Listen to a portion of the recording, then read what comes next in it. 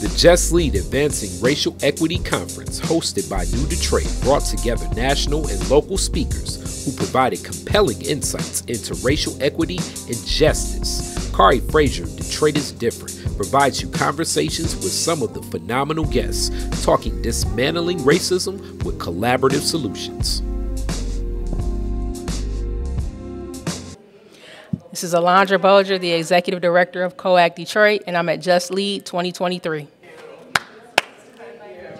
Detroit is Different here at the Just Lead Conference 2023 for New Detroit, and I'm with someone that just left the closing panel and for certain was giving different flair, flavor, and ideas, but more so, as we say in Detroit is Different, the game on where it is. Yes, Allandra Bulger of Co.Act, how are you today? I'm well, Kari. Thank you so much for having me. Always, always. So long overdue, and more will come. Yes. But before we even get into that, let's get into today's discussion. We're talking about racial equity and leading in this space. Yes. Providing opportunity to organizations, businesses, empowering a lot of things from the lens of Co.Act and the leadership position. What is it that you hear when you are empowering some of these organizations that usually are not seeking about the barriers they face through seeking racial equity? And do you think the fact that the role you play as a black woman in this leadership has a different spin on how the people open up to you to understand this problem? Wow, those are great questions. I think I'll start by saying, first and foremost, I don't empower anybody. And I say that because the community, the folks who are leading nonprofits in our community already are full of power. So my role is to really be a partner, to, enable an environment so that the folks who are doing the really great work in our community can get access to the resources that they need to do that work. I think when we talk to, particularly organizations that are on the ground, so smaller organizations led by black and brown folk, first and foremost, we see that they're doing amazing work. But they're often doing that amazing work with limited resources, right? Limited staffing, limited funding. And so when we think about the needs of those organizations, we advocate for general operating support. So those organizations having access to flexible funding that they can use in the ways that they see fit. We also advocate for connecting folks to each other. So one of the big things that we do at Co.Act is we create an environment for folks to come together, learn together, to problem solve together. And so I think oftentimes, because we just look at the money, we have a scarcity mindset around what we can actually do together. And a lot of times, if you've got someone on the east side that's working on something and someone on the west side that's working on something and they're very similar, sometimes just getting those folks together can make all the difference in the world.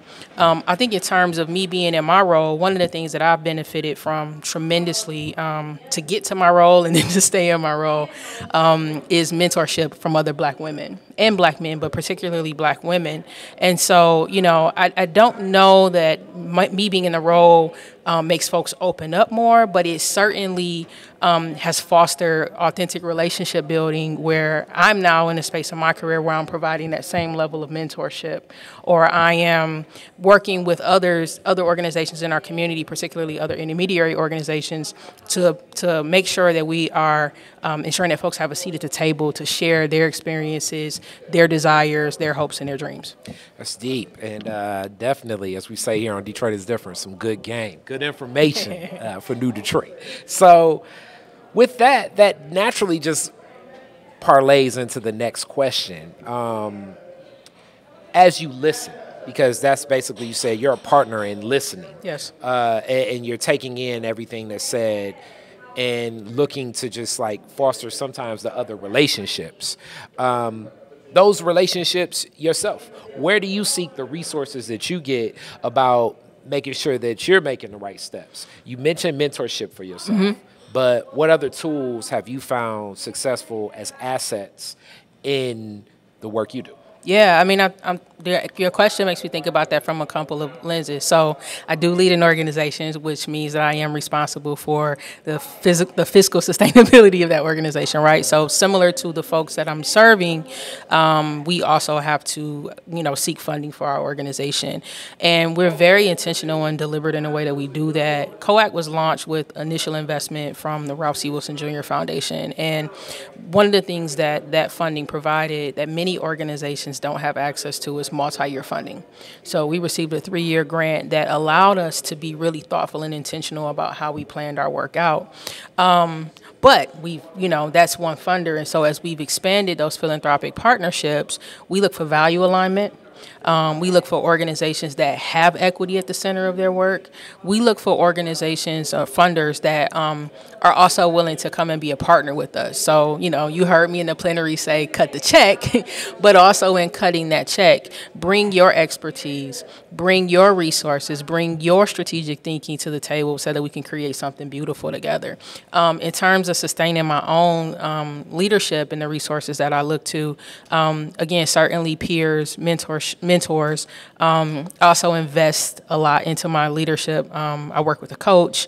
I make sure that I get my rest so that I can, take time to pause and reflect and synthesize all the things that I'm learning and doing, so that I can come to the work from a place that's sustainable and healthy for me. All right, last question for you. All right.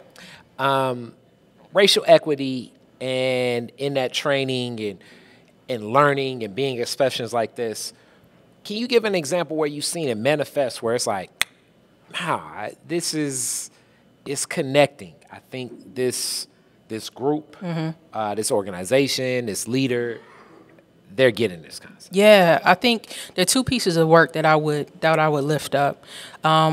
And two that we're involved in, not necessarily leading. One, and I spoke about this in the plenary a little bit, is this work around rest and liberation. And so I got to give a shout out to Shamil Dobbs at Michigan Community Resources, who was really the catalyst for this work.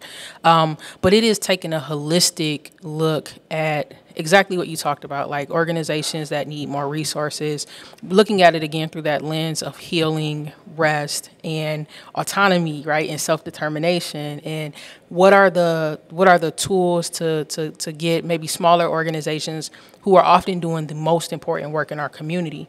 What are the tools that we can have that allow them to hire more folks, right? Part of it is if you've got 1 or 2 staff, or maybe sometimes no staff. Some of these organizations are volunteer-led, and they are the ones that are making sure that folks are fed. They're the ones that are making sure that folks get transportation to certain places, and they never get the investment to be able to hire or to scale up.